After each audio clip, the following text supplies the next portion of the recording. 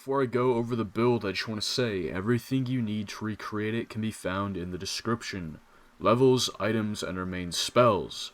What you're not going to find down below are the build synergies, because I don't want to type out an essay. If you don't care about any of the details, check the timestamps. There will be important parts highlighted, like how to get infinite life essence, our buff routine, and some other tips and tricks, so do watch out for that. Once again, build is in the description. Alright, let's get into it. First thing you need to know is that there are 4 essential pieces of gear. Number 1 are the Abyss Beckoners. Demon Spirit Aura is Bearheart Barbarian, but for our summons. With that on, my Flying Ghoul now has a resistance to all damage except for Psychic.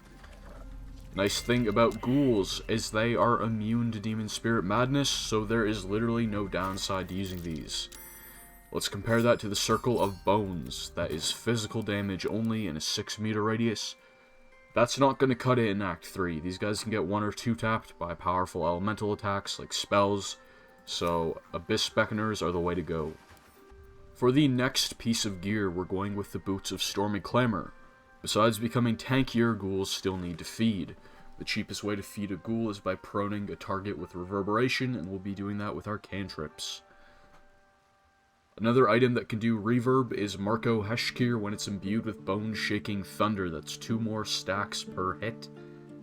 Okay, this also gives access to Destructive Wave, one of the best spells in the game, that can prone every single enemy on the battlefield simultaneously, and it is incredible. Alright, for the last piece of essential gear, we're going with the Amulet of Bhaal. Now, we are doing 4 stacks from our boots and staff combined. You may be thinking, why not the Spine Shudder? Well, Spine Shudder is not guaranteed on hit, it has a dexterity save. That would be quite unfortunate if the enemy actually manages to save that and then no one gets proned. The Amulet of Bhaal, on the other hand, applies First Blood to full health targets every single time. Why do we care about that? Well, bleeding puts disadvantage on Constitution saves. Alright, that is going to buff our Necromancy spells, our Thunder spells, the Paralysis from our Ghoul's Claws, and most importantly, Reverberation, which is a DC 10 con save. At 5 stacks of Reverb, that becomes DC 15. Now with disadvantage, they're almost guaranteed to become proned. This amulet is completely busted on this build. I have tried Spine Shudder. This one wins every single time. Alright, one more thing to mention about the Amulet of Bhaal is the fact that it needs an attack roll. Something like Magic Missile, an AoE like Fireball, or a single target half damage save like Dethrone is not going to work. For that reason, we're going to be using Eldritch Blast. For the non-essential gear, most important on that list is something to grant advantage on Constitution saving throws. For that reason, I'm going with Dark Justiciar Half-Plate. If you don't have the very rare version, just use the regular kind. It doesn't really matter, you're only going to lose 1 armor class, not the end of the world. Other sets that grant this, such as Spider Silk or Armor of Landfall, don't grant nearly as high AC, so I won't use those. We will be concentrating, so that advantage is going to give us protection against nat 1s. Pairing with that is the Ring of Protection, another +1 to armor class and saving throws. As a sorcerer with 16 Constitution, the ring puts my proficiency up to +8. What that means with advantage is I need to take over 20 damage to even be worried about losing concentration. Okay, we're going to be maintaining haste, hold monster, Tasha's Hideous Laughter, something like that, almost constantly, so we can't risk losing concentration by not investing into Constitution. For our hood and cloak, we're going with Of the Weave. Since we're a full caster, Arcane Enchantment is going to be extremely beneficial. Adding to that, we can also use Kethric's Shield, that's another +1 and advantage on dexterity saving throws. Another good shield is the Sentinel Shield. So, in order to effectively use ghouls, we need to roll higher initiative than them in order to prone enemies that they can therefore feed on. With that in mind, we're going to need to boost our initiative. Heightened Awareness gives us +3. Another item that grants that is the Hellrider Longbow. This is from Ferg Droger in Act 3, the refugee camp. Do be aware, if Shadowheart is nearby when you talk to him, he will run away. So the Hellrider Longbow is extremely missable, and when paired together, that's a +6 to initiative, which will definitely put us at the highest turn order. Personally, I think one of these items is enough, and I'm going to go with Kethric's Shield. In my fight with Raphael, I did wear both of them in order to roll higher initiative than him, so I like to keep this in my inventory if I ever think I'm going to need it. Alright, that just leaves our second ring slot, and there are several options here. One of them is the Ring of Spiteful Thunder. This thing says that when we do thunder damage to a reverberating creature, it will become dazed if it fails a Constitution save. Wouldn't that be nice? It's actually not a Constitution save, it's a Dexterity save, and it doesn't have to be thunder damage, any damage will do. Now, I will say it's still quite effective on this build. Reverberation also puts a penalty on Dexterity and Strength, not just Constitution, so this thing's DC 13 or 14 will become much higher. Dazed is good because it lowers the Dexterity bonus from Armor class. That will not affect heavy armored opponents. Medium armor can lose 2 from their armor class, and light armor 5. Now, while that sounds good on paper, the issue is, if the enemy already has +5 armor class from Dexterity, the odds are they're rolling higher initiative than our ghouls. In that case, I'm not going to be using Reverberation to prone them, I'll be using Tasha's Hideous Laughter. Now, if you want to absolutely destroy an enemy, you can put them on the ground with Tasha's, and then light them up with one of your cantrips. Now your ghouls are going to have advantage on them, and they will have lower armor class, so that is its one use. That could work really well against a boss like Orin, but I found overall I wasn't really getting much benefit from this, I just wanted to put it out there. My favorite ring here is the Burnished ring. Paralyzing Ray is an incredible spell. It pairs exceptionally well with Extended Spell and Bleed because that is going to put disadvantage and up to 4 turns of paralysis. The best thing about the Burnished ring is the fact that Paralyzing Ray uses our spell save DC. Now it doesn't have an attack roll, it won't trigger Amulet of Bhaal, you're going to have to set yourself up with that. Either way, this thing can absolutely destroy a boss fight. It doesn't use our concentration, and the ghouls will just rip them to pieces after you paralyze them. Another ring capable of doing that is the Ring of Exalted Marrow.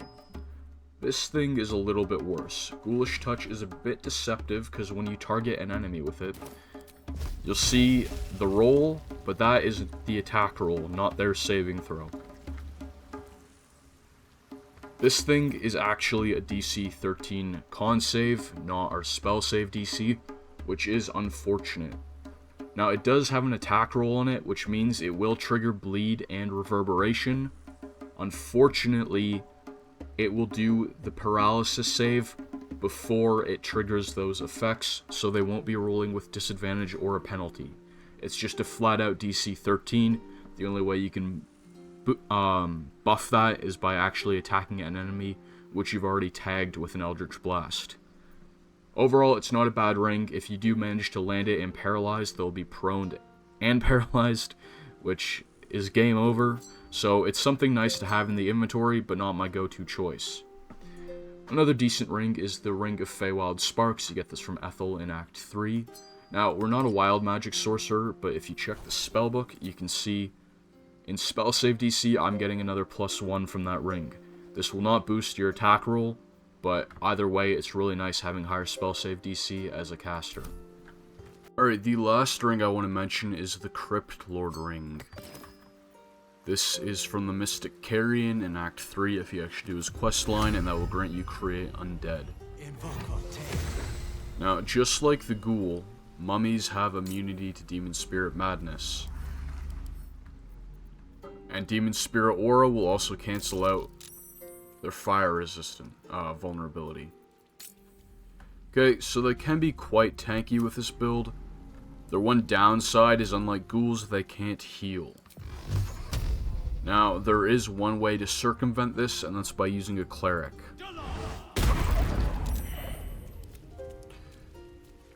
All you need to do is get them away from your main group, unless you want to debuff them with low-level aid. Is that blood? grab a cleric, No, never mind. and just start spamming low level 8 on them. Now, the one downside with this is if you are using your mummy in a bigger group with ghouls that you've buffed up with aid, casting a high level followed by a low level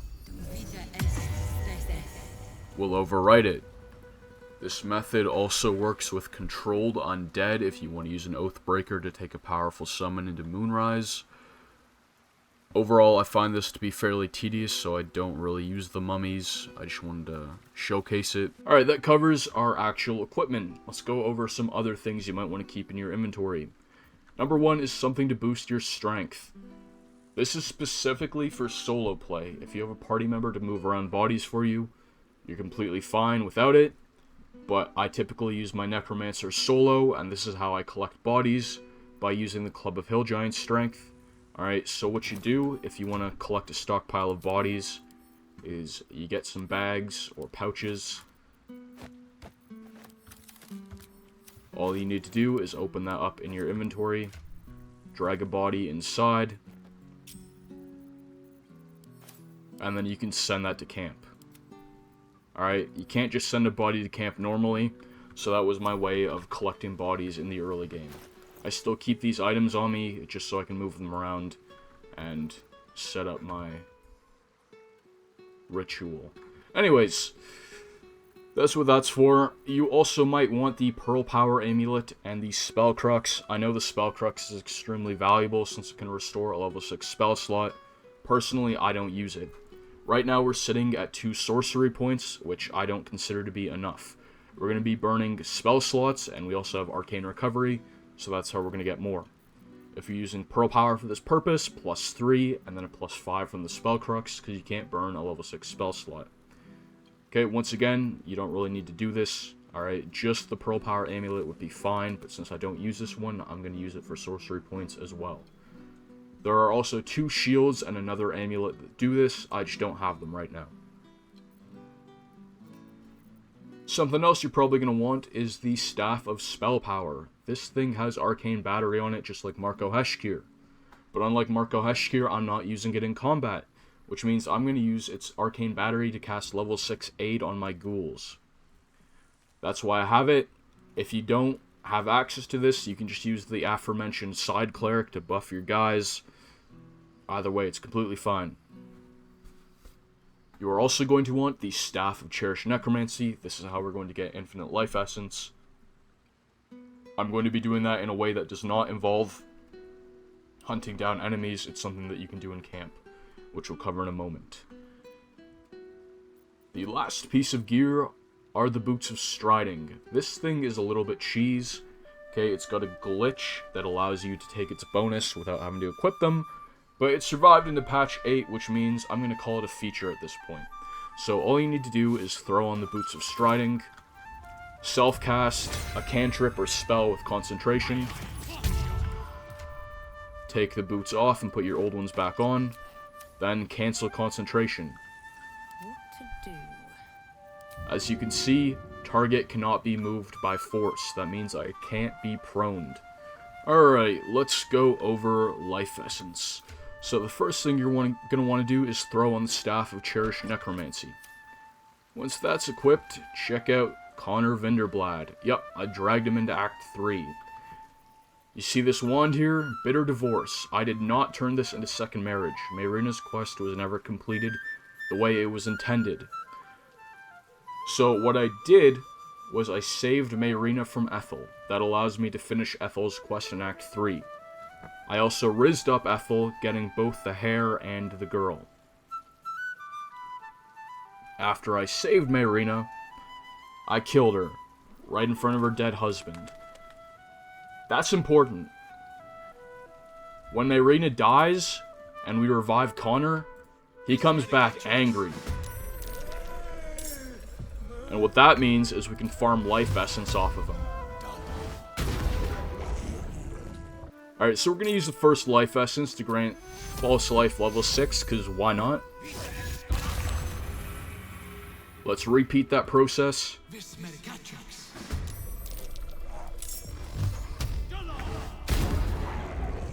Second one is for my summons. Now keep in mind, just like the Staff of Cherished Necromancy, there's a certain dagger, Rhapsody, which also benefits from this. So if you're trying to do a Scarlet or Remittance build, there you go. That's how you do it. Now you can also just give Ethel Mayrina, but that's going to lock you out of the quest in Act 3. It's important you rizz her up though, because we want her hag hair I'm using to buff my intelligence. Now, here is the question of the year. Ghouls or flying ghouls? My preference are the normal ones. Let's check out the flying ghoul. Okay, 15 armor class. Regular ghouls have 17. That's not why I don't like these guys. Flying ghouls are incapable of using non-lethal attacks.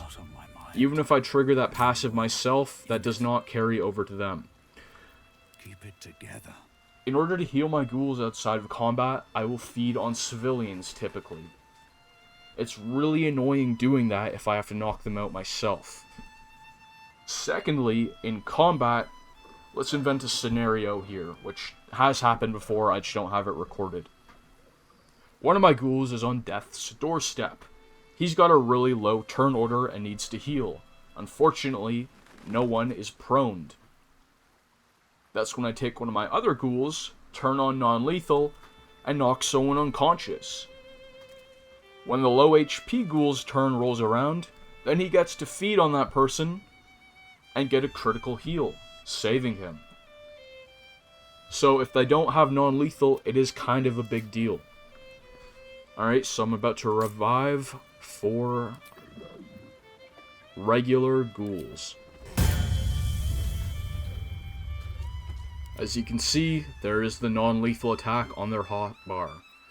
Okay, sure, they can't fly, but we want them to stay within the Demon Spirit aura anyways, so it's not a big deal. Alright, now that we've got our summons, all we need is one more life essence for the road.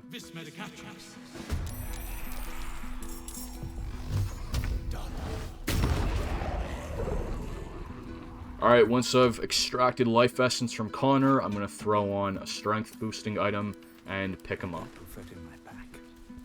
Next step is to equip the Staff of Spell Power. Okay, Arcane Battery on. Aid, level 6. Ghouls start at 47. Now they're up to 72.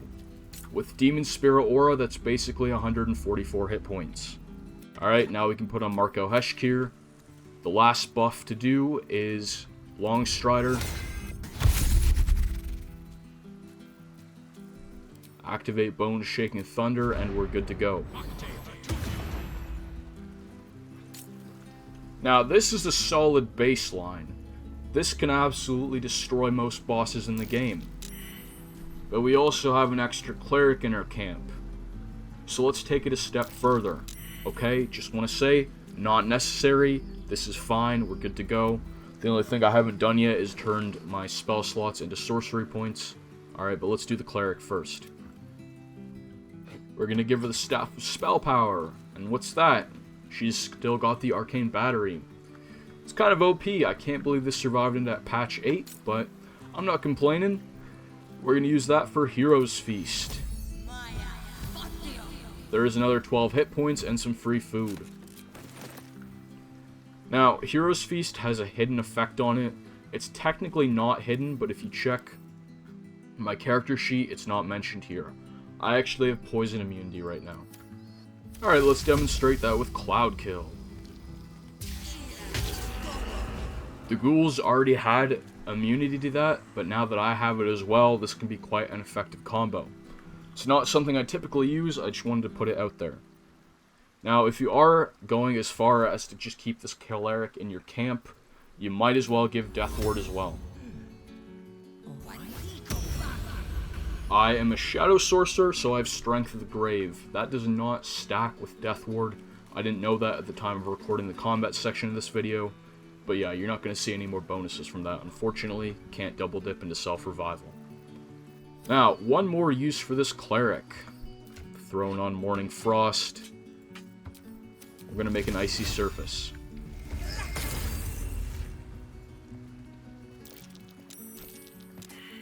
Swap to someone else, and you can enter turn-based mode. which is going to let your ghouls feed on your cleric. If that's not enough, just exit turn-based mode and do it again. Now, just FYI, do not do this to one of your regular companions. They're going to get really angry. Alright, this is quite efficient though, especially if you're wearing the parry apt of Wound Closure, because I'm going to get all my health points back, plus 3 from being a Life Domain Cleric. Quite an effective character to have in your camp. I don't keep them in my party. If you want to, they can also use the Arcane Battery off of Markoheshkir, and you'll still be able to have that for yourself. Shouldn't have wished to live in more interesting Alright, times. there are 2 reasons why we want to keep that. Number 1 is for the free level 6 spell, and number 2 is for getting counterspelled. If Arcane Battery is active at the time of being counterspelled, it will not use the spell slot or the Arcane Battery. Against Flaming Fist, it's very easy to predict when that's going to happen. What I like to do is activate Arcane Battery, then use Sanctuary since it's a bonus action. They will counterspell, I don't lose anything, and then I punish the mage with Artistry of War. Alright, let's take it one step further. Ghoulroids. There is literally no rule against using elixirs on your ghouls. I'm going to show you how to get a ton of potions and elixirs momentarily. Alright, but we can make these guys chug.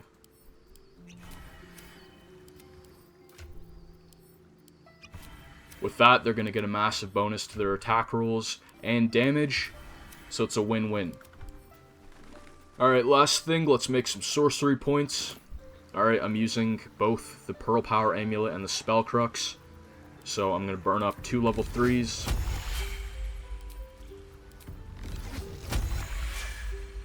And a level 5. Arcane Recovery. Pearl Power Amulet on, level 3. Spell Crux on, level 5. Alright, 8 was enough. 13 is... like, you don't need this, okay? I just want to reiterate that. This is just if you really want to. If you want to take it even a step further, you can either use the go-to, the Potions of Angelic Reprieve, but those are hard to get in Act 3. Or what you can do is alternate between Potions of Arcane Cultivation. These are really easy to get. Danthlon's Dancing Axe or Popper. Actually, Stylenhorst above the Dancing Axe and Popper from Circus of Last Days both sell these quite frequently. All you need is a level 1 hireling to level up. That will reset Merchant Inventory. Take them up to level 11 or 12, wherever you're sitting at the moment. Buy out their inventory, level up, rinse and repeat until you have as many as you want. Right? Let's burn a level 4 again. Alright, keep in mind, chugging 2 of the same variety is not going to do anything. You need to alternate. Alright, and that's really just if you want to go overkill. The elixir I use on myself is Battle Mage's Power, just for the Arcane Acuity. Alright, now we're all buffed up, everyone's got glowing eyes, and we're good to go. Just want to reiterate one more time. Everything I did after giving myself Koreshka's favor, besides the sorcery points, was completely gratuitous and unnecessary. Alright, let's go over how to get elixirs and potions. You're going to want 2 either hirelings or companions for this. You're going to want a thief and a wizard. So for the thief, I'm using Astarion, thanks to Happy. He's going to get a +1 to his checks.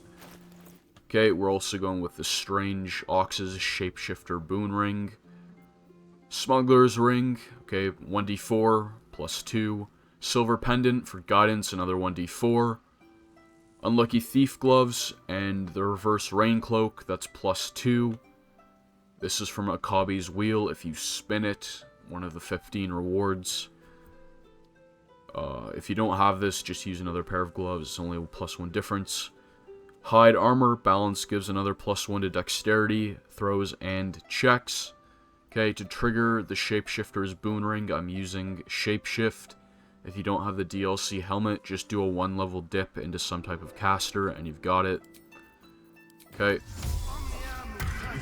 So you want to shapeshift, self-cast guidance. For advantage, you can have someone put Cat's Grace on you with enhanced ability. Better yet, put the Resonance Stone in your inventory, and that will give you advantage. So I'm going to use my Wizard as the test subject here. This is how to steal a ton of alchemy ingredients. Okay, so go up with your Thief. Better, I must. Enter Stealth. If you need to create darkness, just use a darkness arrow. Alright. Put it in turn-based mode. Open up their inventory.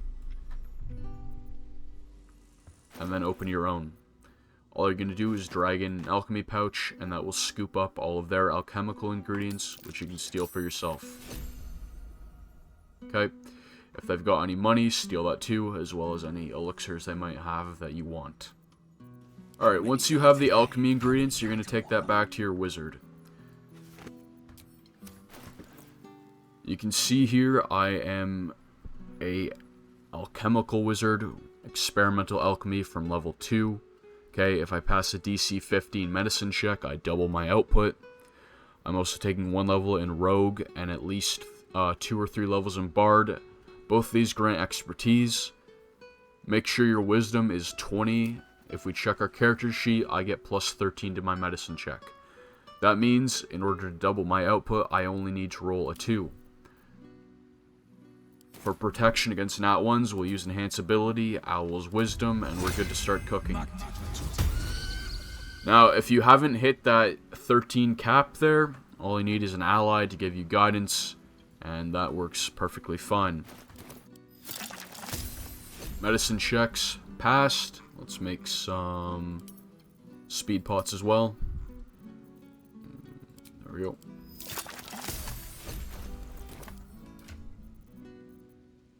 Alright, this is a save reloaded before I buffed my ghouls with these. Alright, that's how you get a ton of these. I got 6 from that. Alright, if you're using your thief, I'd also recommend stealing gold. Use your hireling to reset merchant inventory, put them to level 1, level up, 1 through 12. Okay, Danthalon's Dancing Axe, I go there to buy these. Then I go above his store to Style and Horst, steal the alchemy ingredients and his money, reset, and repeat. It took me half an hour to get 22 elixirs of Cloud Giant Strength. Okay, so if you do want to feed your ghouls these, it's really not that big of a deal. All you need is a thief and an alchemist. Alright, let's do an overview of levels and ability scores. Keep in mind, all of this is in the description in case you miss anything in the correct order. Gonna start the game as a sorcerer for the Constitution proficiency, followed by a 1 level dip into cleric, and then 6 levels of wizard. At level 9, we should be 2 sorcerer, 1 cleric, 6 wizard. That is when the build comes online, since level 5 spell slots is what gives us access to ghouls. Before you hit level 9, I would highly recommend just playing the game as a warlock with Pact of the Tome, since we'll have higher charisma. We'll still have our 1 undead summon, and honestly, the other ones are a lot weaker than ghouls, so who cares? Alright, that'll also make it easier to get hag hair for intelligence, and then you just respec once you hit level 9. You don't have to, I just want to put it out there because this build does not properly come online until you have ghouls. Now, that 1 level in cleric has to come before wizard. If it doesn't, that's going to mess up our ability score. 2 sorcerer, 1 cleric, 6 wizard, and then 3 more levels in cleric. Taking levels in cleric after wizard is fine, but if intelligence isn't our primary ability, that's going to mess up something like Markoheshkir, Burnished Ring, or Ring of Exalted Marrow, which I'll look at attack rolls or spell save DC from our primary stat.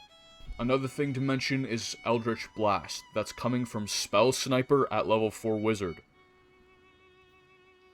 That means Eldritch Blast is an intelligence roll.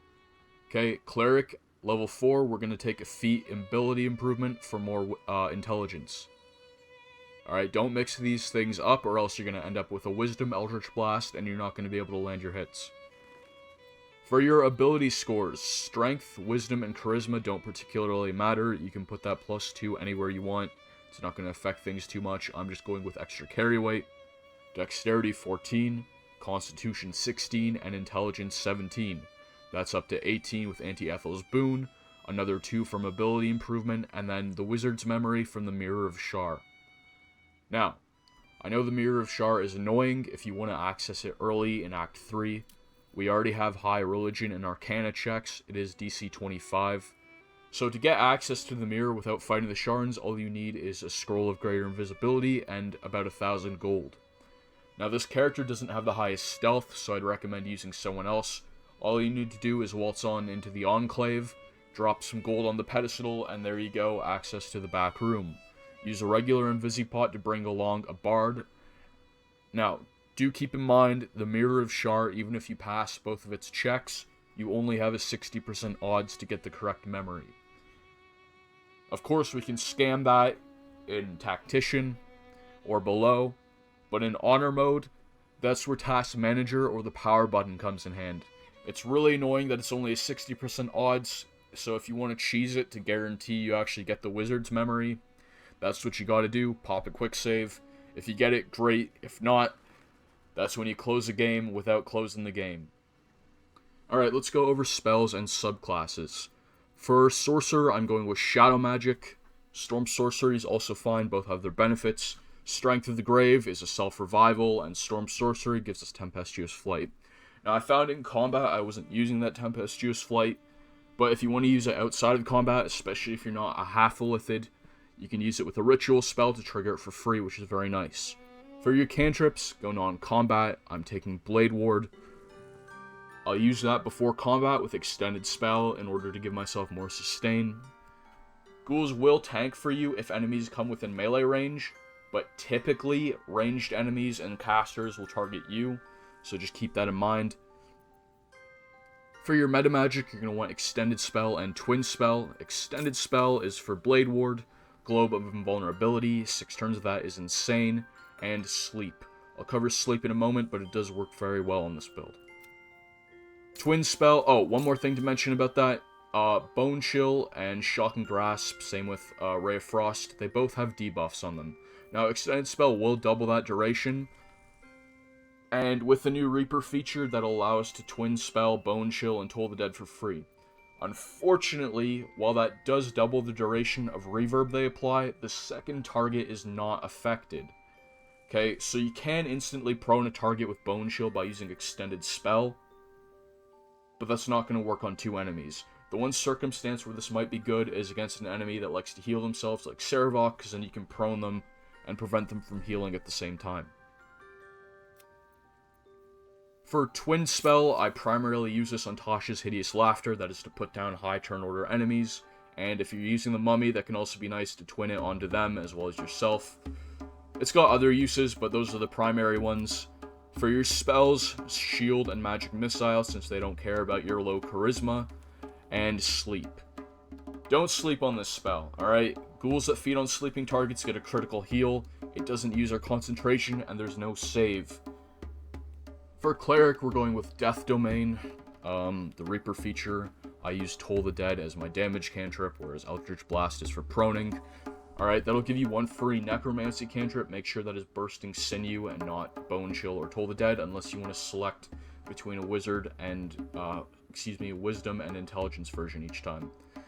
You'll also get False Life for free, and the spells we're equipping are Sanctuary for baiting counterspells and protection, Aid to buff, and Enhanced Ability just for roleplay. Now, even if you have that Camp Cleric to give you Aid, this is still really useful. If you're in a pinch, you can still use that Aid to heal your ghouls. Alright, for Wizard, of course we're going Necromancy. We're going to be taking Bone Chill, Toll the Dead, and Shocking Grasp, just to have a melee option. We'll have the Animate Undead for free at level 6. Alright, for your equipped spells, most important are Tasha's Hideous Laughter, Counter Spell, Haste, Glyph of Warding, and Hold Monster. The rest you can kind of swap around as you need. In patch 7, the Prone from Tasha's, the Sleep from Glyph of Warding, and the Sleep from Eyebite did not allow ghouls to feed. As of patch 8, they all function properly, so you can all use these things to let your ghouls heal. Okay, I don't really use eye bite, so if I had to take something off the list, that would be the one I remove first. Alright, so for the other ones, Tosh's is for proning high turn order enemies. Long Strider, if you have someone else to give that, that's fine. But I make sure my ghouls have it always. Misty Step. Repositioning is always good, as well as baiting counter spells. Mirror Image, this pairs with Blade Ward very well. Okay, ghouls can tank for us, especially if the enemies are in melee range. You do have to be worried about ranged enemies, because they will primarily focus you, even with our higher armor class. Alright, so this can protect you at the start of the fight. I won't typically use it in battle, but I might use it beforehand. Counter Spell, that's to shut down those high level spells like Hellfire Orb, which can decimate you. Haste, that is for firing off more Eldritch Blasts. If you are using the Mummy, you can always twin this onto them as well. Glyph of Warding is an AoE sleep spell. It was really helpful in the Raphael fight. Dethrone. Now, this one is mostly a coup de grace. Unfortunately, it doesn't actually scale with spell save DC. It's a DC 18 always, and it doesn't have an attack roll. If you want to use it effectively, I just use it to finish off bosses, but you can always bleed the enemy first, and DC 18 will still be pretty deadly. Artistry of War, this is for picking off multiple enemies or a particularly annoying one. Of course, these two are from scrolls within Sorcerer's Sundries, so do look out for them. Hold Monster, that's to shut down Steel Watchers. Getting maimed as a ghoul is really annoying because we have to heal through feeding. Alright, casting Aid on them doesn't count as a heal, even though it will regenerate their hit points. So, yeah, we need to shut down the Steel Watchers before they do damage. Globe of Invulnerability. 6 turns to that, thanks to Extended Spell, is absolutely insane. This works really well in big boss fights, like against a dragon. Alright, you might have less spells on your list if you're sitting at a lower intelligence score. Alright, if you had to take something off, Eye Bite or Dethrone. Alright, but the other ones, those are kind of my go-tos. Make sure you grab Tosh's Hideous Laughter, Long Strider, and Counter Spell from Level Up. They do not have associated scrolls. A lot of these, anything above level 3 did come from a scroll, like Hold Monster, Globe Invulnerability, and Eye Bite, so just keep that in mind. Since we only have level 3 spells from Wizard, we'll have to scribe the rest. Alright, from Common, Eldritch Blast, that is from Spell Sniper. Now, Danse Macabre. This is a great spell, but not to be used as a summon. These guys are allies, not controlled minions. You can get 5 of them, which would more than double your army, but they're just really stupid. Even if you have a proned enemy right next to them, they're still not going to feed, and when they do pop, it's a 66 necrotic burst. With 5 of them, that's a domino effect, which can absolutely destroy your army. Okay, I don't want these guys anywhere near me. The way I use them is I will either prone or hold a boss, drop them right on top, deactivate Demon Spear Aura, and then hit them with a spell like Shatter. Okay, in the Raphael fight, I used Circle of Death on them to detonate them on top of him and your gear. I forgot I had that spell equipped at the time. Alright, so their one use, in my opinion, is to explode. Okay, 66 times 5, that's up to 180 damage. But overall, these guys cannot be part of the main force. They will screw up your turn order, and when they pop, they're taking someone with them, and it can be you or one of your ghouls. Alright, that's all I've got for you. If you made it to the end of the video, thanks for watching. If you have any questions, feel free to comment, and if you want the matching drip, this is black and azure dye for most of the outfit. For the boots, in order to make them black, use boreal blue dye. Alright, that's everything. Peace out.